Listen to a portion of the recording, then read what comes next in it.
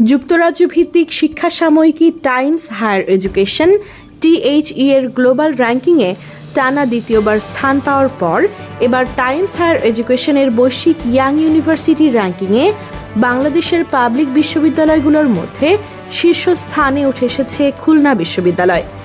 সম্প্রতি এই র্যাঙ্কিং প্রকাশ করে টাইমস হায়ার এডুকেশন কর্তৃপক্ষ। র্যাঙ্কিংয়ে বৈশ্বিক তালিকায় খুলনা বিশ্ববিদ্যালয় 401 থেকে 500 এর মধ্যে রয়েছে, যা বাংলাদেশের পাবলিক বিশ্ববিদ্যালয়গুলোর মধ্যে সবার আগে। টাইমস হায়ার এডুকেশন যে সংস্থা আছে, তো এবার টানা দ্বিতীয়বার হচ্ছে আমাদের খুলনা বিশ্ববিদ্যালয় আমাদের গ্লোবাল র্যাঙ্কিংয়ে স্থান পেয়েছে। তো এটা অবশ্যই আমাদের একটু প্রাউডের একটা কারণ দ্বিতীয়বার পরপর 2বার আমাদের এই র্যাঙ্কিংয়ে আমরা স্থান করতে পেরেছি।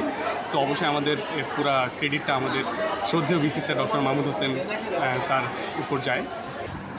এই যে র্যাঙ্কিংটা হয়েছে, এই র্যাঙ্কিংটা বেশ কিছু বিষয়বস্তুর উপর ভিত্তিতে হচ্ছে র্যাঙ্কিংটা করা হয়েছে। সেই বিষয়বস্তুর মধ্যে যেগুলো হচ্ছে কিছু বিষয়বস্তু আছে এরকম গবেষণা, তারপরে গবেষণার পরিবেশ, শিক্ষাদান, এই বিষয়গুলো হচ্ছে উপরে ভিত্তি করে র্যাঙ্কিংটা করা হয়েছে।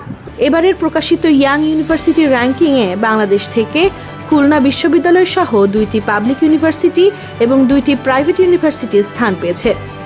গবেষণার মান, শিল্প, আন্তর্জাতিক দৃষ্টিভঙ্গি, গবেষণার পরিবেশ এবং শিক্ষাদান সহ মোট 5টি বিষয়ের উপর ভিত্তি করে ইয়াং ইউনিভার্সিটি র্যাঙ্কিং করা হয়।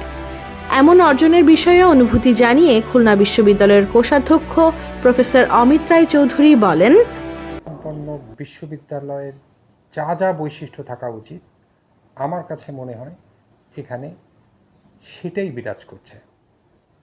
এখানে সমস্ত শিক্ষক, শিক্ষার্থী, এমনকি কর্মকর্তা কর্মচারী তারা এই বিশ্ববিদ্যালয়কে নিজের ভাবে এবং তাদের একটা গন্তব্য নির্ধারিত হয়ে রয়েছে, সেটি হলো এই দেশ, এই সমাজ, এই প্রজন্ম কী ধরনের শিক্ষা চায় খুলনা বিশ্ববিদ্যালয় সেই শিক্ষা নিশ্চিত করার জন্য নিরলস চেষ্টা করছে।